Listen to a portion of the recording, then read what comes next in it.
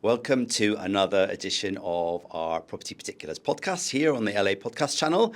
And today we have got somebody that is not in residential property or in our private wealth team. And so welcome to Rebecca Stubbs. Welcome, Rebecca. Thank you, Doug. So Rebecca, where are you from in LA and what's your journey to here and why are you connected to us in the residential property team? So I'm an associate in our property litigation team, which is part of the dispute resolution team in Bournemouth. But I regularly do visit the London office, and we work particularly with lots of different teams in the firm, but obviously property we work closely with when they have lots of issues that happen. So obviously you refer me quite a lot of work from your clients. Yes. And we try to do our best to resolve those if we can. I feel that sometimes I have like a hotline to your phone. Yes. Like it can even be like, because actually you're so helpful just when I've got an issue where I might not necessarily need to refer the client direct to you, but I just need your help in working out how I respond to a client. Yeah, and that sometimes happens, and we're very happy to jump in and help with that when we can. Yeah. And you worked up in London previous to LA, is that correct? Yes, so I know did. You know London and the type of clients in the market, and now you know the South Coast market. Yes, yeah, I used to work in the city, and I then moved to Bournemouth about 3 years ago. So I've been at Lester Aldridge since I moved. Okay. But obviously I do come down to London about once a month. But the South Coast is great. Yeah. Yeah. Well, yes, you take, what's your doggy called again? I've forgotten. Rolo. Yeah. Rolo so Rolo is just nearly as famous as MJ in the London office. Yeah. Yes, and I do always like to see your photos on LinkedIn when you're on the beach with Rolo. Very lucky. Cool. Well, thank you for the intro, getting to know a bit about you and your team. It's really helpful, as I say, for us in residential property team in both offices. Yeah, we need your help and support all the time and the rest of your crew in your team. So to focus a bit on maybe things that we sometimes work on together, one of the probably most common questions or things that crop up is a client buying a property and there is a tenant in situ. Yeah. And my client doesn't know anything about it, and I'm trying to work out, are they buying with the tenant, without? And then equally, I sometimes have a selling client who has a tenant, and then they'll drop in like, oh, we need to get them out. Yeah, and then I phone you up straight away. Yeah, it happens a lot. And if someone buying a property wishes to get a tenant out, unfortunately they can't do anything until they buy that property. So it's making sure they have all that information. They've got the current tenancy agreement. They know exactly what that tenant has been served with, because possession at the moment is difficult. And unless you've got all your ducks in a row and all the paperwork together, it can become quite problematic and leaves you with limited options.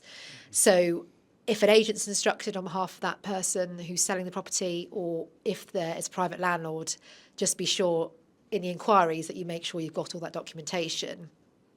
And if you're selling with a tenant in occupation, of course, the preference is to have vacant possession. Yes. And make sure that you're selling with vacant possession. So I usually get brought in by you or your team to help get that tenant out before that person sells the property, or if they're in the process of making sure it happens before completion. So again, it's imperative that we have all that documentation and make sure that everything's there so that it's actually an easier process. And we would serve notice on that tenant, dependent on which route we take. Yeah. But whatever happens, we'd always need to get a possession order from the court if the tenant wasn't to leave. Yeah. And that can be sometimes quite like procedural, yes. that bit of it. Yes. But then equally, if there's any issues or people don't want to move or no contact or something, it can get a bit more. It can go on for quite a long time. And of course, we do not know the court timetable. So it all depends on how long that takes, which is out of our hands. Yeah. So we can only advise on a broad scope of how long it may take. And even when you've got a possession order, sometimes the tenant still doesn't leave. Yes. So then you've got to get a bailiff appointment, which again is another delay and an added cost. So sometimes people are lucky and that tenant will leave on receipt of a notice, but sometimes it can be a lot longer. Yeah, and I think some of the ones that we've had, it's maybe not been as in-depth or as as long procedure as that. It's Yeah. maybe just that initial advice Yeah. to work out, do they buy the property, then get rid of the tenant? But then I think some of my clients that are maybe more investor clients, Yes. they then come back to me because they have an investment portfolio, Yeah. which actually is not necessarily connected to the current transaction I'm Yes, doing, sure, but sure. it's just that they want tenants Yeah. out, etc. Yeah, exactly. So we can help at any point. And sometimes it is just a bit of advice and it can be easy. So it just depends Yeah. on the circumstances. And does it get like really juicy? Do you go to court sometimes? Sometimes we do, Yeah. but more often than not, we get counsel to attend Right. because it's more cost effective. Of course.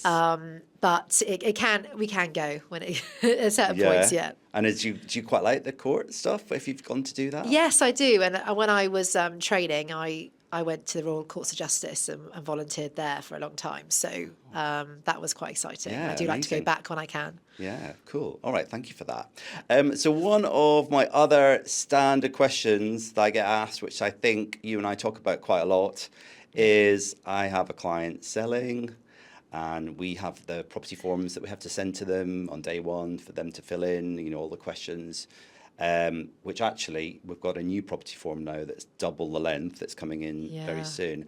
And client will say to me, oh, this has happened.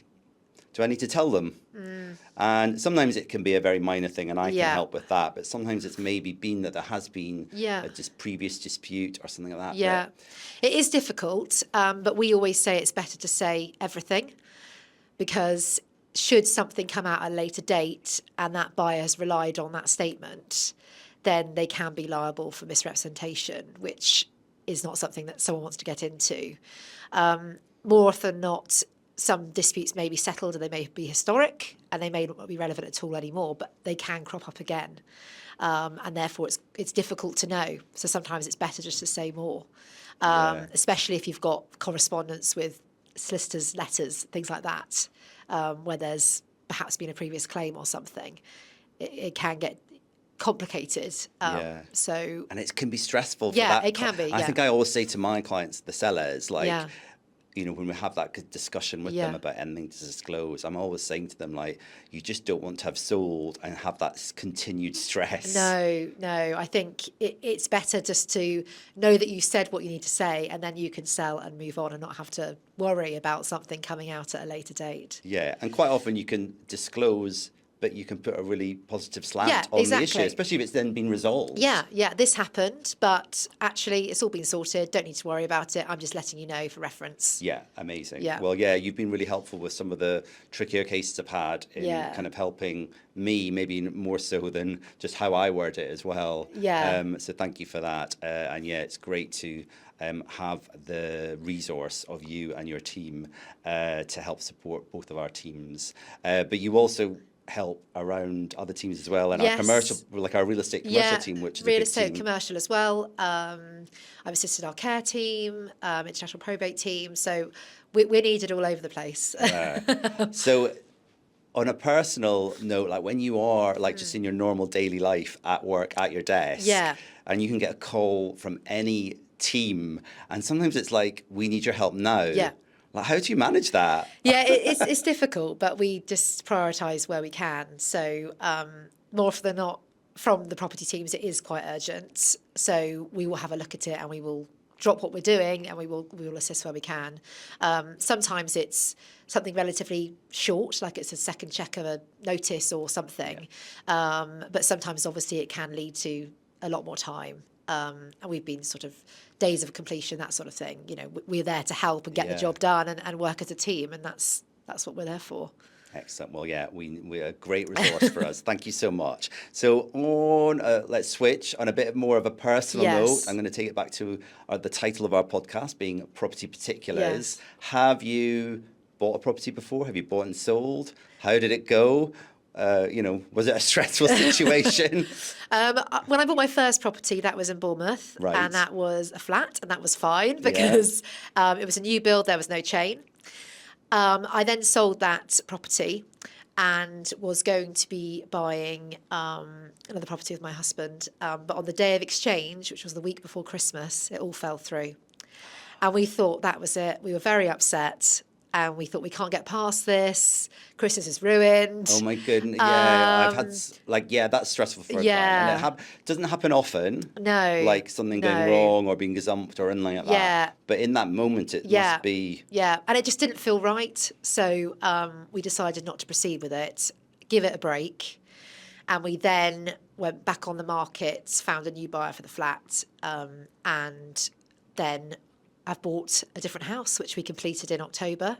Amazing. And actually, it's a much better house. So everything happens for a reason, I'd say. Yeah, exactly. Actually, when I have clients that have a stressful situation or have been gazumped, another offer comes in and they're distraught, and we become a bit of a counsellor sometimes. And my standard line, which does help in the moment, is I've never not had one client that's happened to, a bit like what you're saying with you, that then when they come back 3 months, 4 months, 6 months later we found something else, Doug, and they always tell me this one is better. No, I totally agree, and I'm much happier for what happened.